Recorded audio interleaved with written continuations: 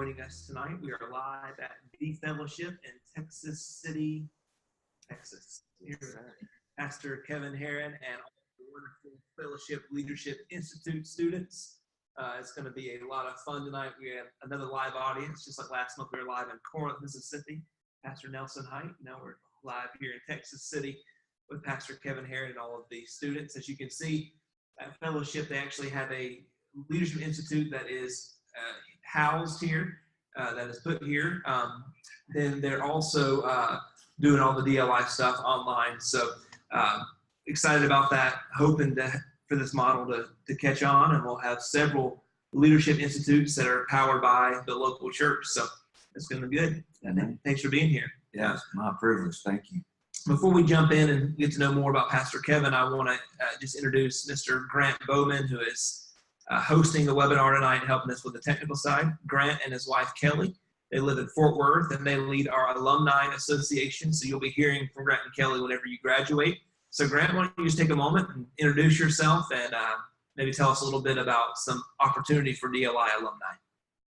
Yeah, absolutely. Thank you, Pastor.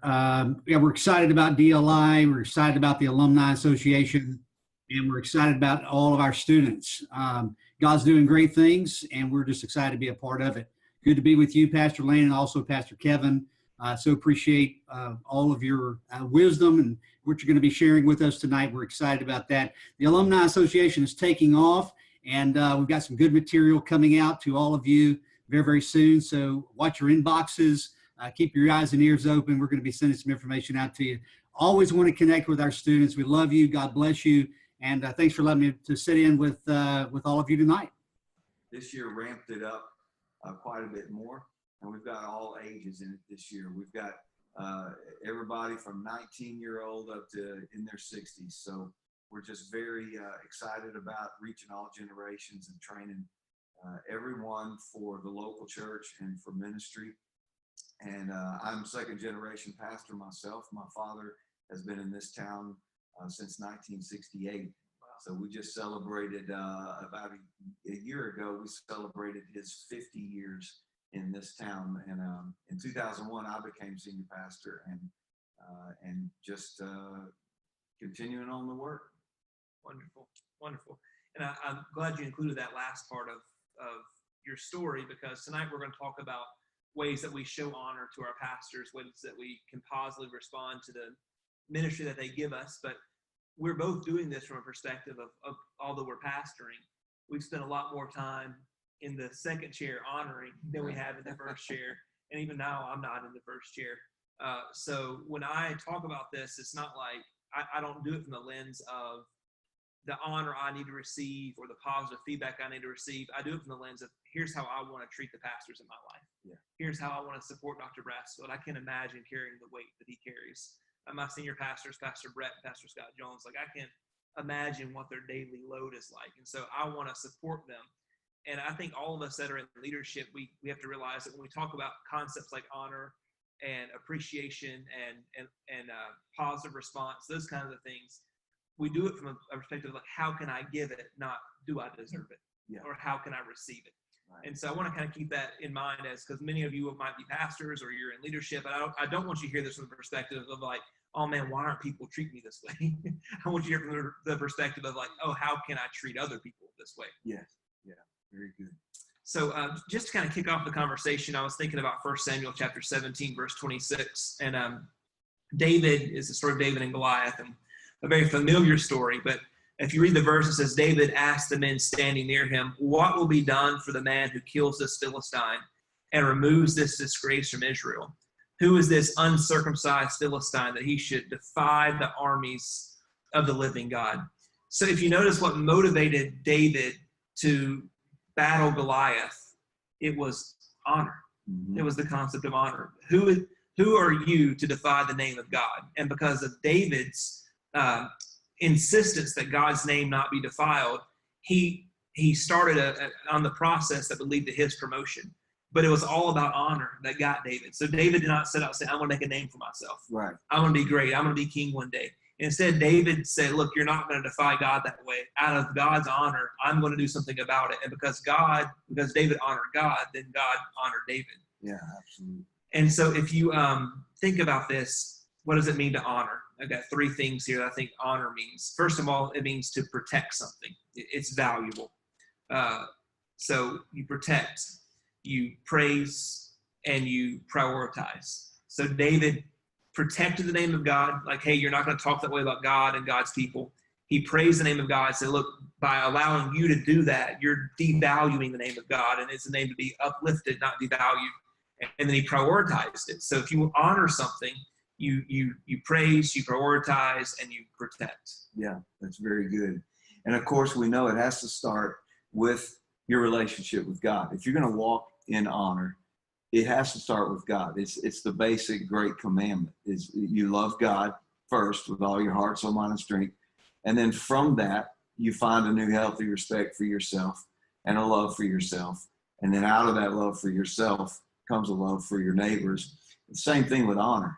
You honor God, and then when you are walking in that honoring relationship with him, it flows down into your own life. You begin to feel better about yourself. You have honor for the you that's made in God's image. And then from out of that, you're able to honor those around you. Right. And in this case, your leaders, your spiritual shepherds and pastors. Right. And as we've alluded to, then whenever we honor, we praise, we prioritize, we protect, then it brings promotion for us. And so if David was out seeking a name for himself, he probably would have gotten squelched by the giant. But because he was doing it out of honor for God, then David found his place. And this is a tension that we all have to settle on, that as young leaders, emerging leaders, leaders in training, sometimes we seek the promotion, but if we just seek to honor others, then God brings the promotion.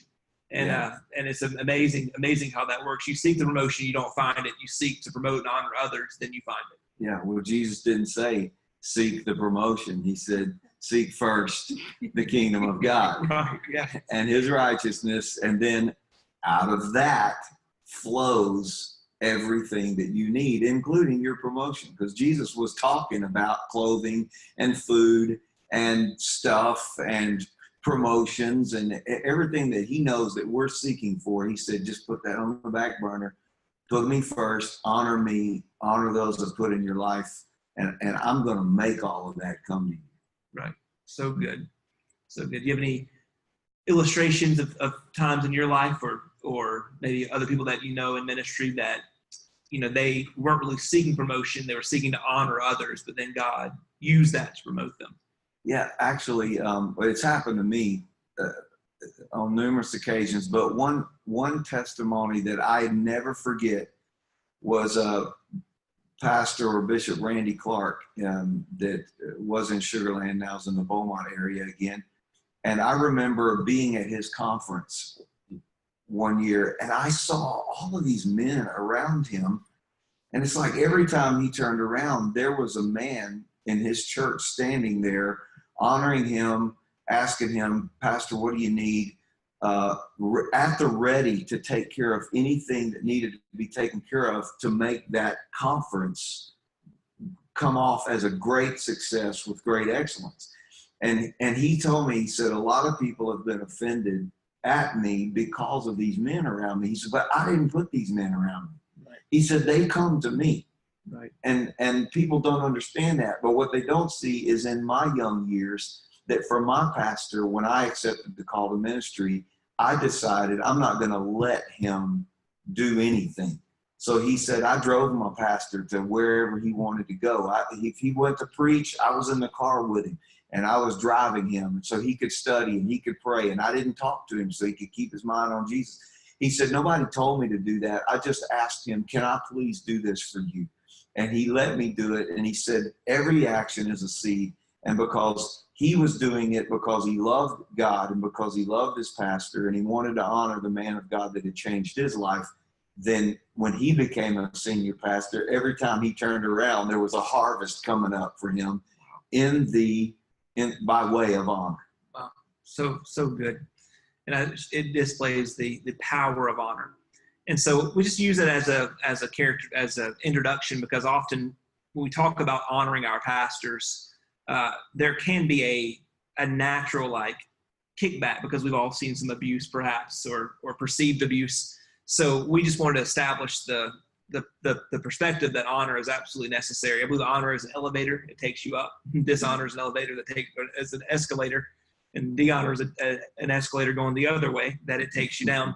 But our pastors really are worthy of honor. John chapter 13 says this: "Truly, truly, I say to you, he who receives or welcomes whomever I send receives me, and he who receives me receives him who sent me." So, in other words, whenever you show hospitality to the man of God, bringing ministry to you, it's like you're welcoming the ministry of Jesus, because the pastor's ministry in that moment is an extension of Jesus' ministry into your heart, into your life. So there's a welcoming that happens there. Yeah, absolutely. That's so powerful.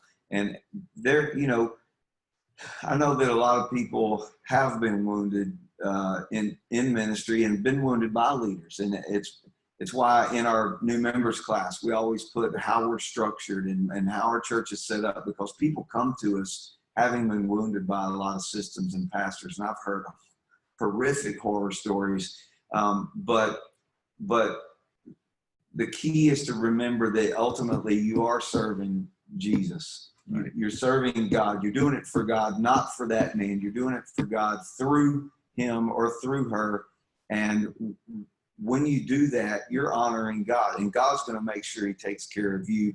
And of course, we know there are situations where things don't get better, and you need to probably pray and think about it and move on or be reconciled. But while you're there, while you're in that situation, remember that whoever you're following is just a man, just a woman, and they got faults just like you. So if something happens, be the person of character that we need to be, and go talk to them and give them at least the benefit of the doubt. I'll tell you, it's one of the greatest things you could ever do for your senior pastor is if you, especially under the word protect that Pastor Landon brought up before, if you hear someone talking bad about your pastor, don't just jump in. Don't just believe it. If you're there, you should be there because you trust the leadership. If you don't trust them, then for God's sake, go somewhere else. Find somewhere that you can trust the leadership. Yeah. Because shepherding is based on trust. Sheep are not going to follow a shepherd if they don't trust them. Right. It's not about lording anything. It's not a dictatorship. It's based on trust. The Lord showed me one time, he said that you're their shepherd, and the day they stop trusting you is the day you cease to be their shepherd. Right. So it's not something I take lightly, but if you know that something's wrong, don't jump in the conversation. Or if you hear something's wrong, go to your pastor and say, I heard this. Could you talk to me about this? I didn't want to believe it. I'm not going to believe it until I hear it from you. If you don't have access to them because of the size of the church, then go to the next elder or leader you are connected to, and just say, I need to talk about this because I don't want to believe this. And they can either clear the matter up or get to the bottom of it. But don't just believe it and run the other way. And you're alluding to something that I was going to get to a little bit later, but I think Bear's saying here that sometimes a kickback we have when we talk about honor is like, man, well, I don't want to honor PK so much that it's going to go to his head. But there are enough people to make sure that doesn't happen. If you are pastoring, there are enough people to make sure that everyone knows that you are not near as awesome as you think you are. Well, that's true. And so by showing honor, you're really just counterbalancing the things that he hears, the emails he gets, which I love those on Sunday afternoons. It's always the best time to get the emails, the criticism. So all the negativity is going to exist. That's in people's nature. You guys been on social media the last 10 years? You know, like we live in a negative society. We live in a critical society where everything that's said or not said or is taken the wrong way. And that's the world we live in. That's the world that our pastors live in. That everything that's said on Sunday or every decision that you have to make, like people are there to criticize, to tear down. But as leaders in our church, our job then is not to tear down, but to build up. And not to worry. I don't think you have to worry in this day and age as much about going over the top with honor as you do going the other way around. And maybe for some of our church backgrounds, we saw some over the top stuff, and so we got some walls up but I believe we're safe to go on that side rather than the side of lack of honor, because we live in a culture that really has no honor in politics, in society. Honor is at an all-time low. And so in our churches, to build that up, to say, I'm going to support my leaders. Yeah, and I think, Pastor Landon, too, it's important.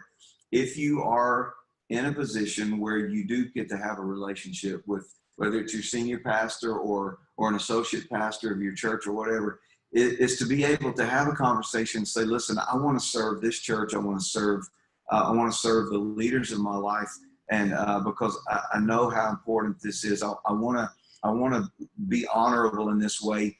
Can you help me know where my lines are and such?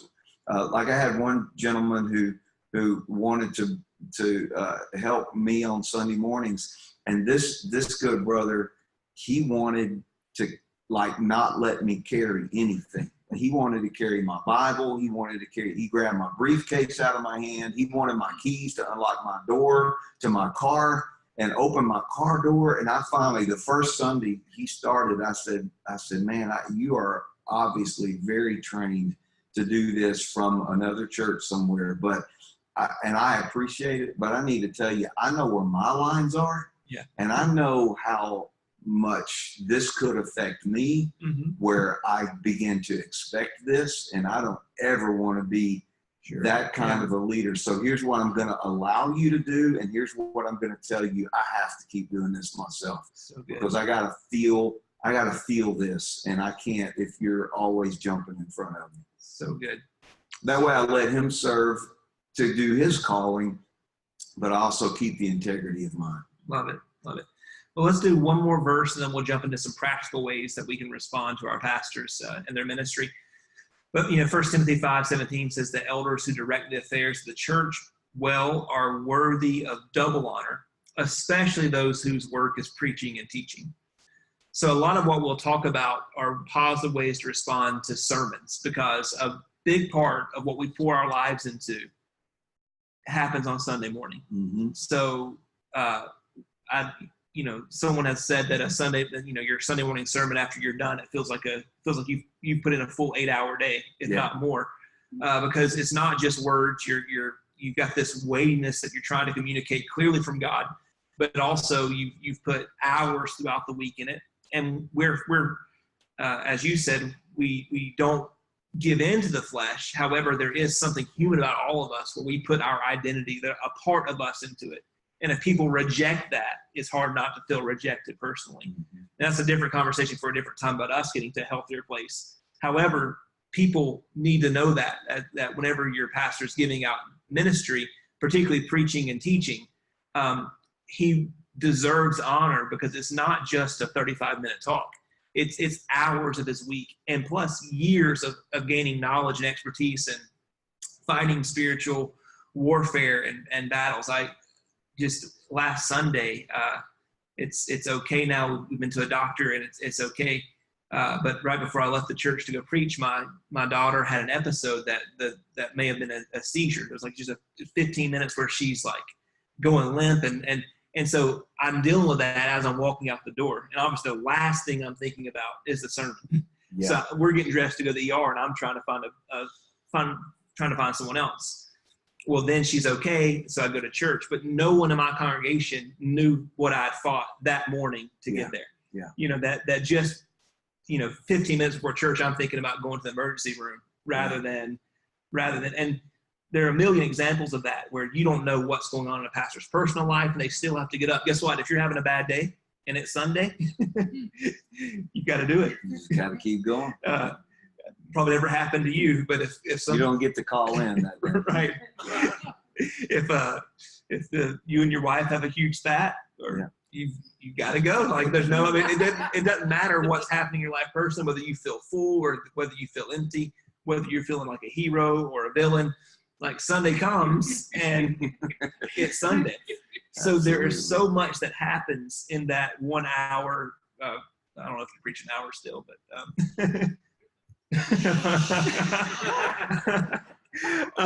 so some days close.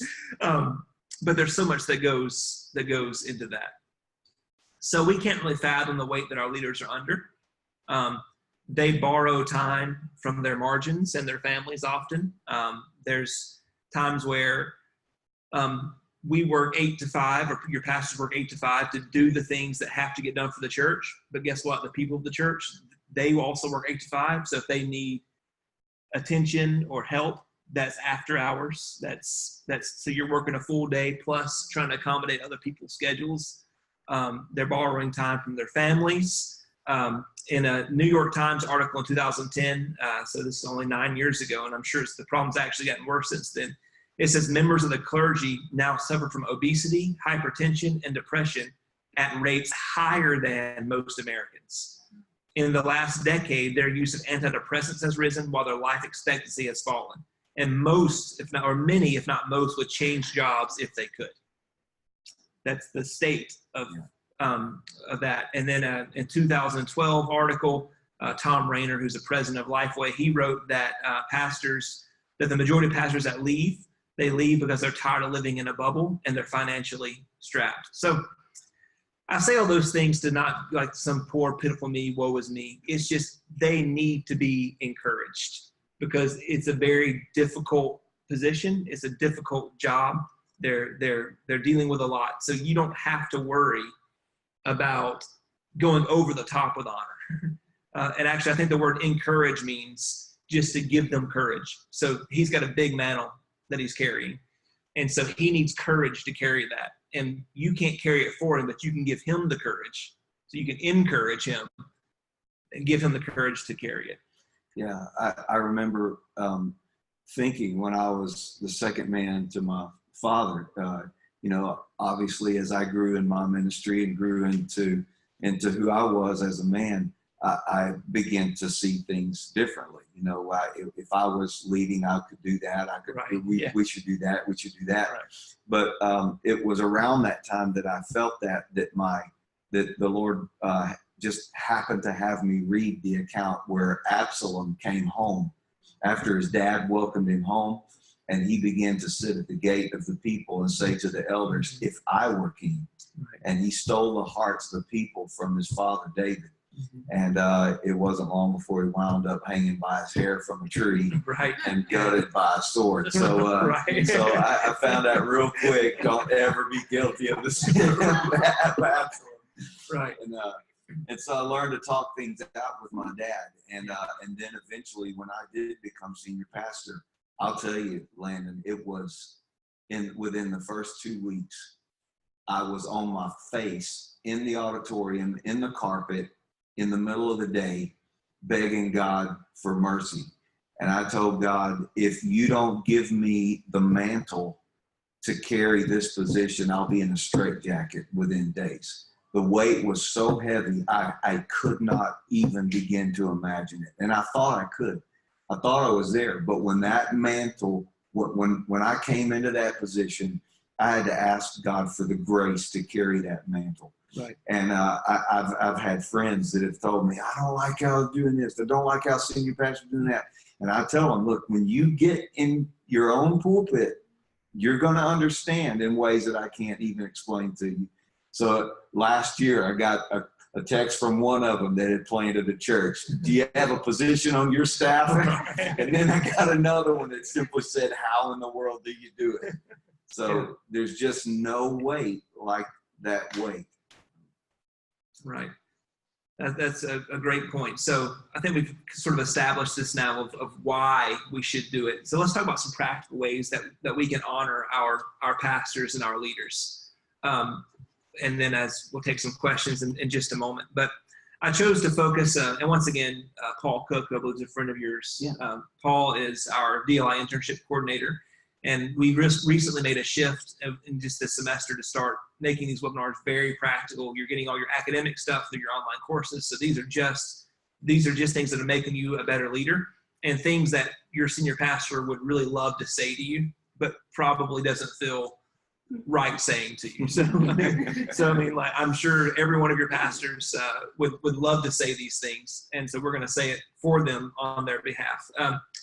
But when it comes to a sermon, we'll focus on that because, our pastors pour so much of their lives into it. So during a sermon, if you're a leader, I think the most practical way to really support your pastor is just to be engaged during the sermon.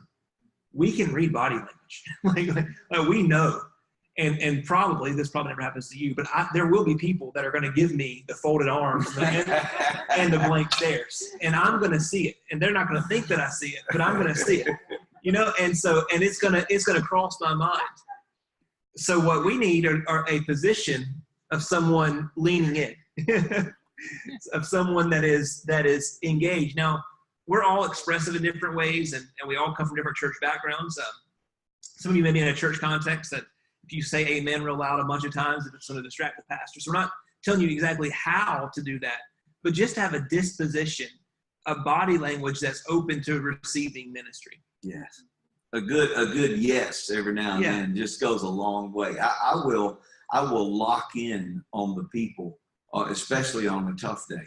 I'll lock in on the people that are nodding and they're locked onto me and they're with me, or they're saying yes. They're my go-to people for the day. Right. And I'll lock in on them because I'm gleaning some support from that. Right.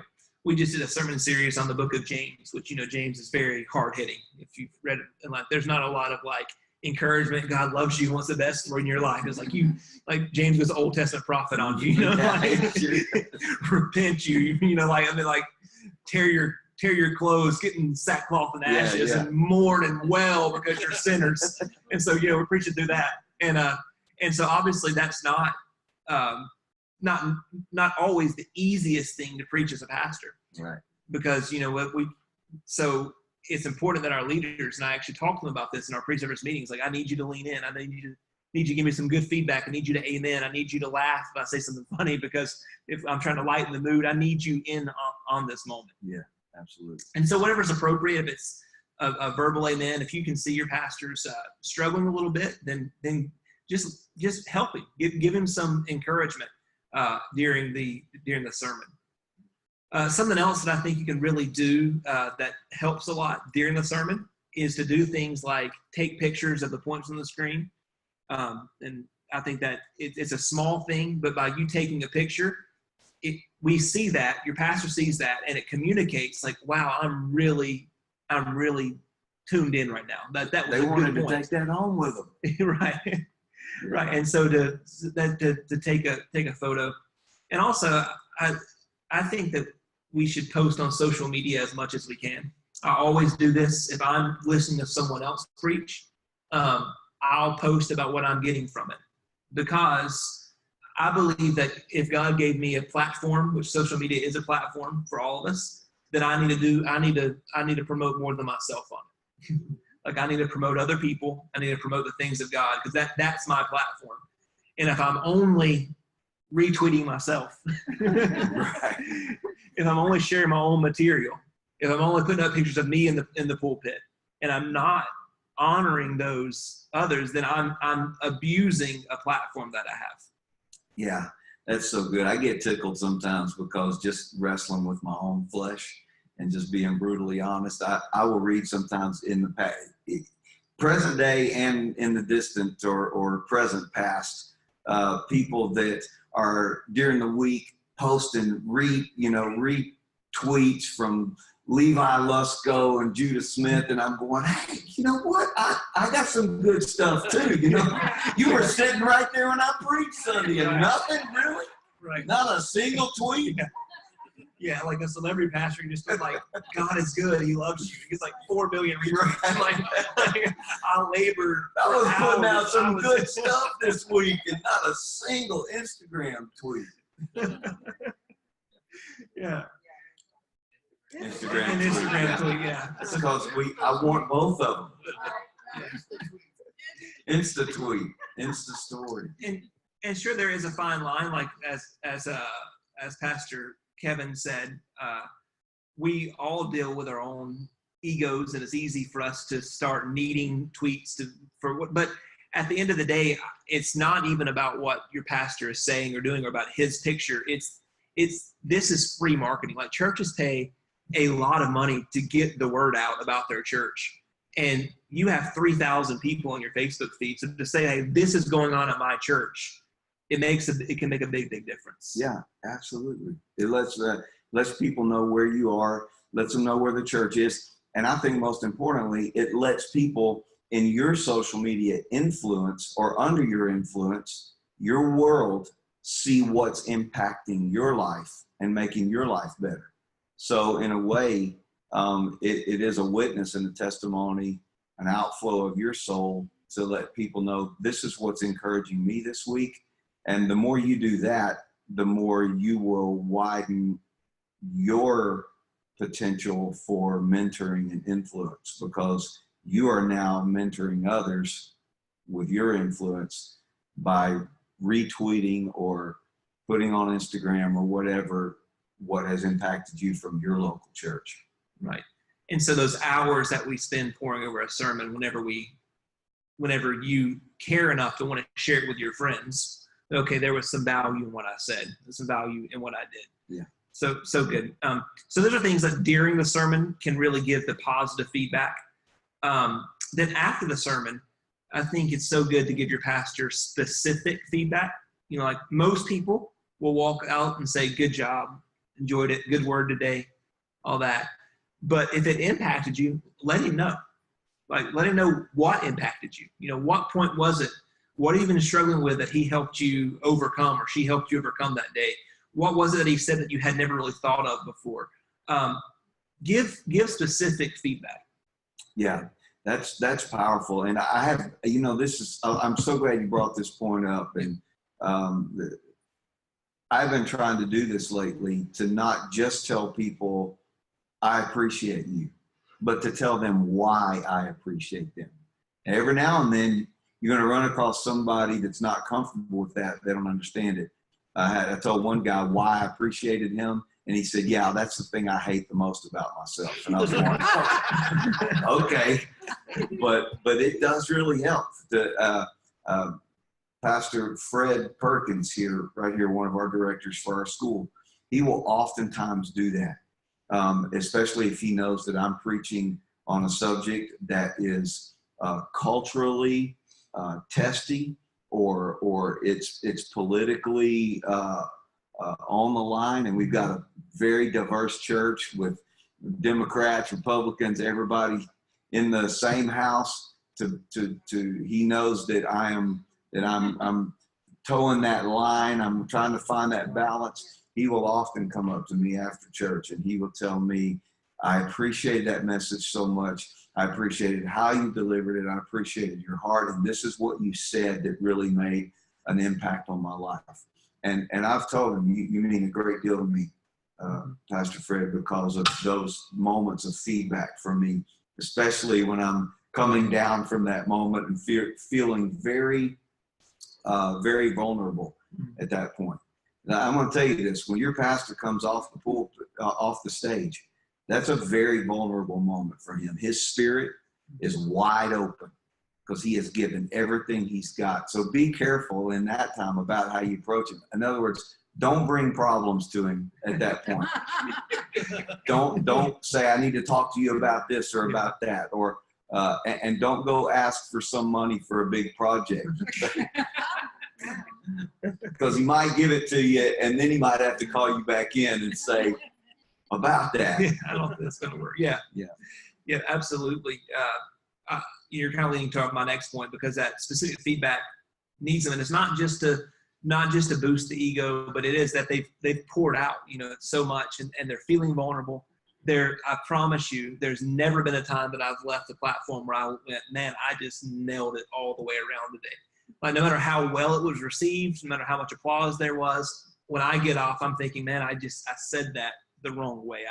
Was I really clear there? Did I give a false impression? Was I faithful to what the Bible was saying there? Did I try so hard? And I'm just giving you my mental process to apply it that I wasn't true to what Scripture was saying, or did I say so firmly rooted in Scripture that I got nowhere near the application? Did I offend the Democrats in the room? Did I offend the Republicans in the room? Was I patriotic enough? Like what? I mean, what did I do right? What did I do wrong? And all those questions are, and you have 2 services, right? Yeah. So that's another thing. If you have multiple services in your church, that moment between sermon 1 and sermon 2 is also a very vulnerable moment, and the wrong kind of feedback or the wrong kind of response from the audience is going to make that 11 o'clock or 10:45 service that you have very much harder. Yeah. So that's good. And it leads us to our next point, is to avoid the passive aggressive comments. And we do this sometimes without even realizing it.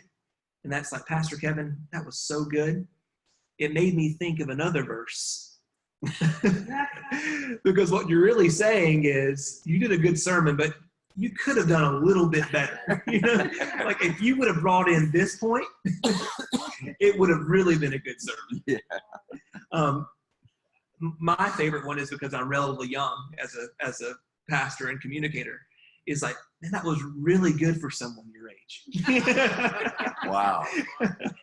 Yeah, and people actually do that, right? And in their mind, they are trying to give a compliment. Like what they're probably saying is like, man, I'm impressed that you are where you are at your age. But what I'm hearing in that moment is, I want to punch you. That's what's really going through my mind. You know, I just poured myself out, and the best thing is like, you know, like, oh, you're so. But so there are these things that we say that we don't realize that they can be sort of like condescending, or, you know, that's a good point, or want to correct you on like a minor theological detail. Or now, obviously, if your pastor says something that you really have a serious theological or doctrinal disagreement with, and set up a meeting later in the week, not Sunday, and flesh it out. Because I'll be the first to admit that there are times that I say things that if I had a chance to say them over again, I'd say it differently.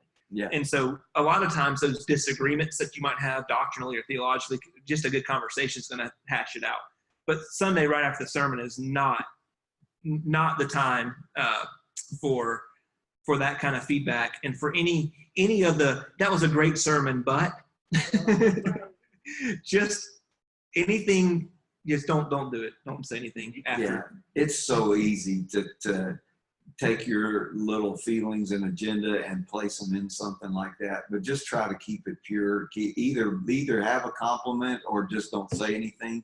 Or if you, like you said, if you got something that you're disturbed about, then set up an appointment later and just don't say it. We've weeded that out in every area of our church. Like our greeters used to be so good at telling somebody they hadn't seen in a while, well, you know, anytime something starts like that, it's going to be trouble coming. Do you need a connect card? Yeah. Well, okay, welcome back, stranger. And that person at that point feels anything but welcome back. Yeah. So that's great. Just to avoid all those kind of comments. And something else that's probably important to mention here is that your pastor likely has people in his life who do have the permission to critique and make him a better speaker. Our wives. Or our wives, yeah. Our wives are the best at that. And our wives, and then, you know, for me, Pastor Brett and Pastor Scott, you know, I'm on podcasts, which is something else that like preachers didn't used to deal with. Like used to say it and then it was pretty much forgotten. Unless someone like went through the trouble of buying a CD. And now it's like Facebook Live, it's on every app. So if you say something, it is there forever. So I don't know about you, but the guy that runs our podcast, he gets some Sunday afternoon texts like, hey, let's cut some of that. Yeah, I have had to do that before. I've had to call production and say, listen, there's a couple of lines that I just did not say them right, and I don't want them misconstrued. We need to cut those out. I at first, you know, I didn't want to do live stream for that reason. But then I looked out on one Sunday and there was 25 phones in the air, FaceTime, right. You know, Facebook Living. So I just realized this is the day now. So yeah, that's definitely a situation that we have to deal with. So we all have people in our lives, our wives. I have people in our church, like lay people that are not in ministry, that I consistently, because I respect their opinion. I think they're, you know, so I go to them and I solicit feedback from them. Like, hey, am I connecting here? And then I've got my pastors above me that are listening and they're giving me feedback. So it's not like we're saying we're infallible behind the pulpit or that we're beyond criticism. It's just that Sunday after church is just not the time for you to be giving that criticism. And for the most part, to realize that if any of us, I say this often, I talk a lot for a living. And so if I'm constantly being judged by everything that I say, it's just an unfair standard to live by, because I say so many things. Mm-hmm. You know what I mean? Like, surely there are going to be some things that I would have said better. And so I think if any of us had to talk for 45 minutes every week on Sunday and then give a leadership talk on Wednesday, and then you guys get to go to connect groups, right? And just enjoy being in your connect group. PK goes to connect group and he's still Pastor Kevin. So everything he says, and even in conversation, is being judged and weighed. And so as a communicator, you're constantly communicating and getting feedback from that. So it's just that your pastor doesn't need to know every time that he missaid something or he wasn't making a good point. Yeah, and I love this point here, because if you know that your pastor has said something that's not right, or that maybe hurt you, go and talk to him. Like Landon said, do it later, but it's valuable. I mean, it helps us. I had a situation where one of my young staff members was receiving the offering. He said something that I felt was unscriptural, and so I made the boneheaded mistake of, in my sermon, correcting that point. But mine was passive aggressive. I didn't name him, but suddenly he felt on blast, like the spotlight was on him sitting in the service. And he came to me later and he said, that really hurt me, Pastor Kevin, because I felt like you were singling me out. And it gave me the opportunity to say, Kendall, I'm sorry. Yeah. I messed up. I shouldn't have done that. Here's what you need to correct on this doctrine, but I should never have done that. So there is a time and place for you to go and talk to them, because he already said it. We are not perfect. We make a lot of mistakes. We're just regular people trying to do a holy job. And but for me, I make myself available like that too. My father's in the house. He's our bishop. He still has permission to tell me. I'll go to him and ask him, was that okay? My associate pastors will come in the office and I'll ask them in between services, how'd that sound? Sure. Is there anything I need to change? And they'll be honest with me. Right. Very good. And you guys can start getting your questions ready on the Q&A, and then also we'll take some questions from the live audience here if you guys have something that you want us to address. So we've already kind of hit this topic so much, but just a couple others is to buffer him from criticism. We've kind of hit that already. There's going to be any sort of negativity, particularly after a sermon on Sunday. It's just not the time to deal with it, not the time to address big problems. I'm in the practice of after church on Sunday, or even on we do connect groups in our building on Wednesday. I'm not really in a place after service to deal with problems. So if you bring a problem right then, if it's a good day, it's going to go like, hey, great point. Let's talk about that later. And if it's a bad day, well, so just as leaders going, okay, let us take that criticism on. If there's whispers in the hallways, if someone's not happy with the sound that day, or someone's not happy with the sermon or whatever, like as second chair leaders, as those that aren't that aren't so tied up on Sunday morning, let's buffer that as well. Finally, just to offer any sort of gifts, personal services, prayer, things like that you can do for your pastor is always so appreciated, and it's a way of saying thank you for all that you give. Yeah, that's very good. And our church has been great at that, especially, somebody will usually snap to the fact that it's October's Pastor Appreciation Month, or KSBJ, our Christian radio station here, will make a big deal about it, and people will hear it and do little things. All those things we don't expect them, but they do encourage you. So we try to do that, and try to do that some for our associate pastors as well, just to let them know we appreciate the work they're doing. Yeah. Well, this has been really good, and hopefully we'll have some questions come in soon. But just this idea of intentionally giving honor, and a lot of what we covered tonight is pretty basic, but I believe that we hear things often like we should honor our leaders, but we don't often get like practical, like here's what this should look like. how to honor our pastors. So some questions coming in. One question that came in online, and then we'll see if anyone live has questions, is kind of going back to the David and Goliath story.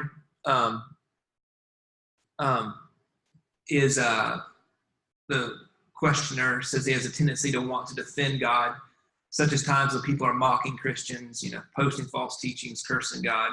How do you feel about it in these times, since David defended God with murdering the one who was cursing God? Well, let's say it's not murder. That's probably, but Definitely not that. But yeah, it's a great point and such a fine line. I think we're all trying to figure out in this cultural norm that we live. It's like, how do we defend God, defend the gospel, defend truth without going to the other side and just becoming, someone that nobody wants to be around. And I heard a pastor say once that, blessed are you when you're persecuted for righteousness' sake, not when you're persecuted because you're a jerk, because you deserve that, right? And so, like, blessed whenever you're persecuted because you are standing up for what's right, not because you have this posture of I'm gonna set everyone straight and I'm gonna be the voice here. So I would say to make sure that the confrontation is really coming from a place of defending God and defending truth, and not defending your personal take on truth. And there are very loving ways to do that. You want to just jump in here? Yeah, one thing I think we need to remember too, this is not an exact science for sure, but when we are reading the Old Testament, now we read it through the lens of types and foreshadows. Sure. So Goliath is not a type of our next door neighbor that's attacking our church. Right. Goliath is a type of Satan. So we're coming against the enemy of our souls. We don't wrestle against flesh and blood. Right. Paul said, now our enemy is the devil. And so when he's breathing out threatenings against the church, I'm going after him with my sword of the Spirit. Right. To quote unquote cut his head off if I can. So when it comes to people in this world, I'm called to live like Jesus lived, and he did not come at them before he was willing to die for them. He someday will judge them, but he died for them first, right, before he was qualified to judge them. So when we're trying to defend God or faith especially on social media, the question is, once you've done arguing your point and your belief with them, which you're totally entitled to do, and you should, as iron sharpens iron, one sharpens another, but can you turn around after that argument and then introduce the love of Jesus to them? After you're done arguing politics or Christian rights in America, can you turn around and talk about Jesus and how much he loves them? Can they still feel that love from you? Can they receive that love from you? And if they cannot, then that's when I feel we've crossed the line there. Yeah, so good. I often say that, like, the best way for me to defend traditional marriage is for me to love my wife really well and show the world what it looks like when a man loves a woman and raises a family and stays together. Like, that's the best message that I can send in today's world. Absolutely. A Facebook argument is probably not going to be as effective. Yeah. And so I think one way that we defend truth really isn't by confronting every idea that we don't like. It's just living righteously. And whenever we live righteously and live the right way, our example kind of speaks for itself and does a lot more than what our words can do. And I also believe that God has gifted each of us differently in the church, that there are some that are that kind of have a zeal for apologetics and for defense of truth and are a little more on the outspoken side. And if that's you, then you need to constantly be reminded to season it with grace and love. There are others of us, like myself, who tend to be more on the passive, be a peacemaker, go along to get along, side. And we need to be reminded that truth matters, and that at some point we have to take a stand for what's right.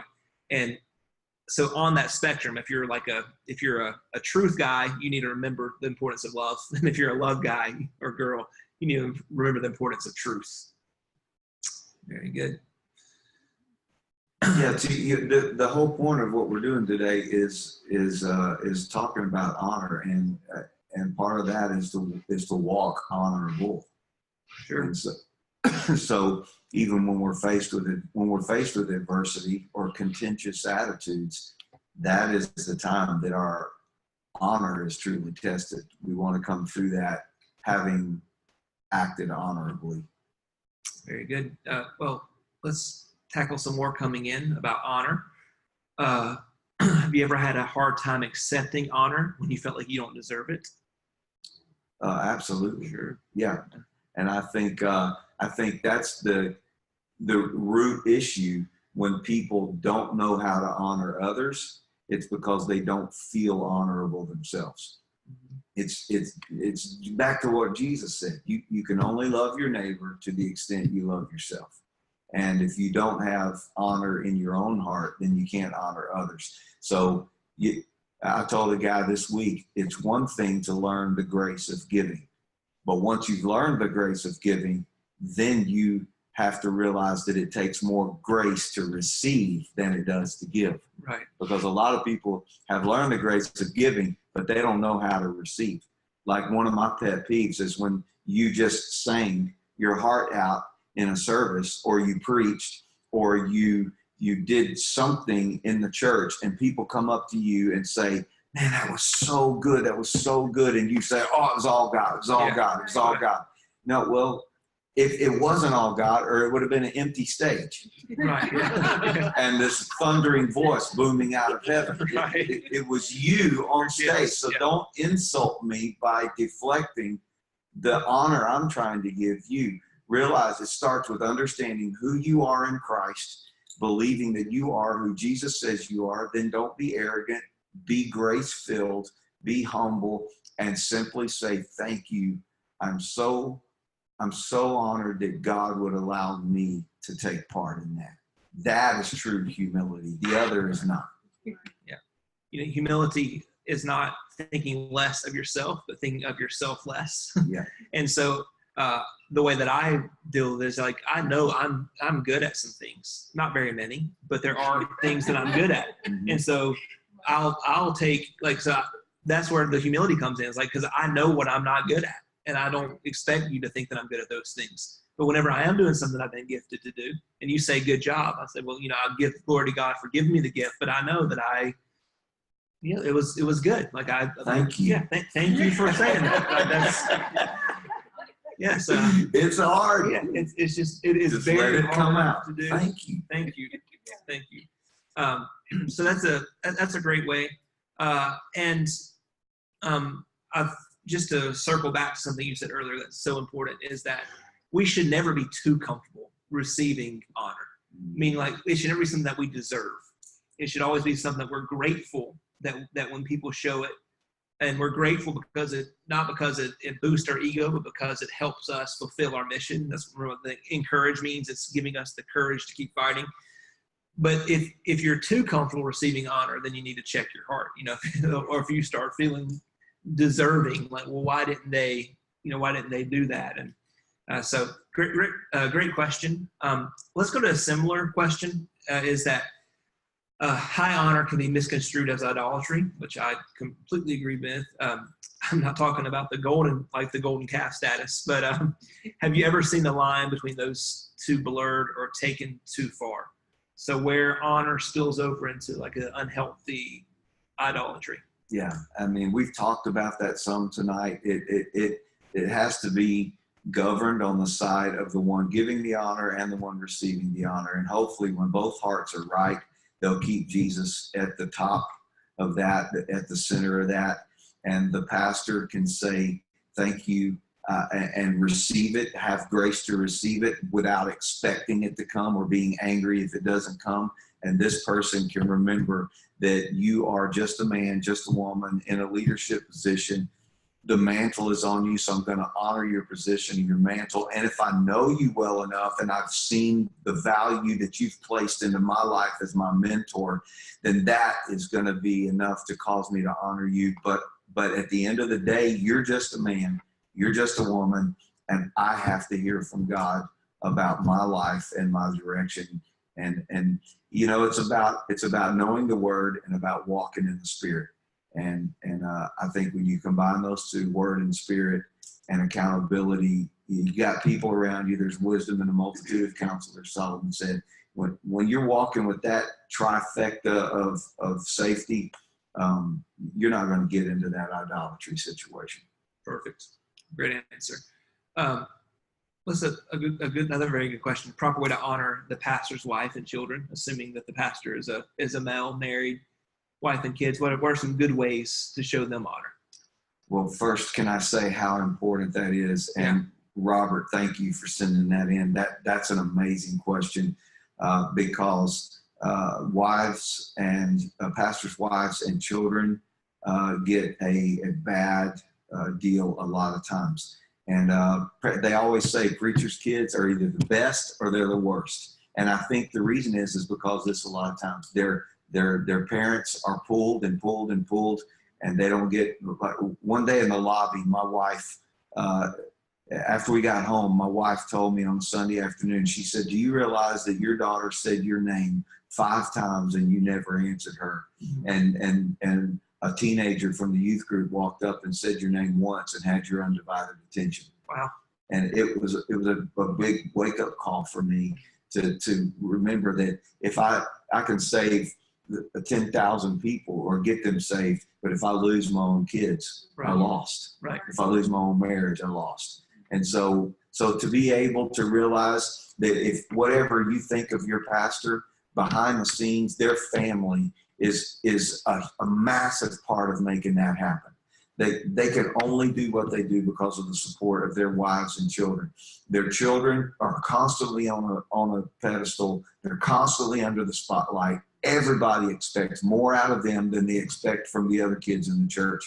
And it can take them under if they don't have people in the church that understand that and love them and regularly encourage them and tell them, thank you for what you do in this church. Thank you, pastor's wife, for what you do. Thank you, pastor's son, pastor's daughter, for letting your dad do what he does, because I know you have to make a sacrifice. And just that recognition, right, can be food to the soul that is many times starving. Right. So good. And so most of the time, the pastor who felt a call to ministry kind of signed up for this. And a lot of times his wife, feels the same call, but sometimes they just fall in love and they get married and they didn't really sign up for this, but they're in it now. Right. And so I think all of us, it's probably the most challenging thing for my family would be just living in this glass house all the time where everything we do is kind of critiqued and viewed. And so my wife feels that as well. So what she wears to church on Sunday, like, it matters, and what you wear to church on Sunday doesn't really matter that much. Like sort of people aren't always looking, but so that constant, that they're carrying a heavy load as well. But as far as kids go, if your pastor has young kids, and I have young kids, the best thing you can do is just offer to help, because we have, we are carrying the responsibility of our church and other things as well. We've got a 3-year-old and a 2-year-old. So we have people in our church that the most awesome ministry that they provide for us is like, hey, drop your kids off, like go on a date. Or if I know you have an appointment, we don't actually have to call them and say, hey, can you watch our kids? They'll text us and say, hey, I know you have that meeting tonight. Just drop your kids off on the way. Yeah. It's a huge blessing, blessing, because otherwise we wouldn't both be able to go. Right. Yeah. And then as your pastor's kids gets older, because I'm also a pastor's kid, I would say the best thing you can do is just to treat them like normal human beings. Yeah. And other people are going to put these unrealistic expectations on them. We're not going to be able to stop that. But you, as leaders, as examples in the church, you can just let them be themselves. I was going to share a story, but I think I'm going to skip it.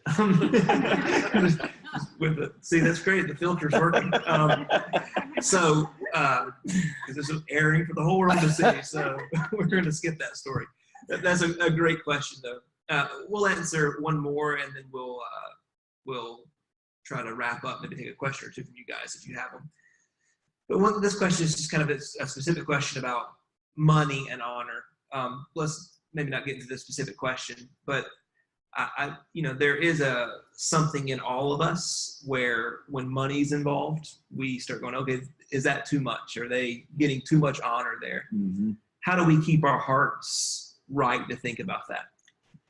Yeah, I know it's always touchy when you get into honor, but I actually love what Pastor Paul Cook wrote in his original notes on this, is that Solomon said money answers all things. Right. So if you want to bless your pastor, a lot of times just if you really feel it in your heart to do it, then bless them with money, bless them with cash, because a lot of times they have needs as well, or situations maybe they've poured out a lot into the church and have had to make sacrifices. So blessing in that way is good, but it's all about the heart. And I know there are abuses. I know there are some churches, that the different church cultures have different ways of doing things. And there are times, I've been in church when my upbringing, if a preacher was doing really well on the stage, somebody come up and polish his shoes while he's preaching, or they come up and throw a 20 on the stage, or something like that.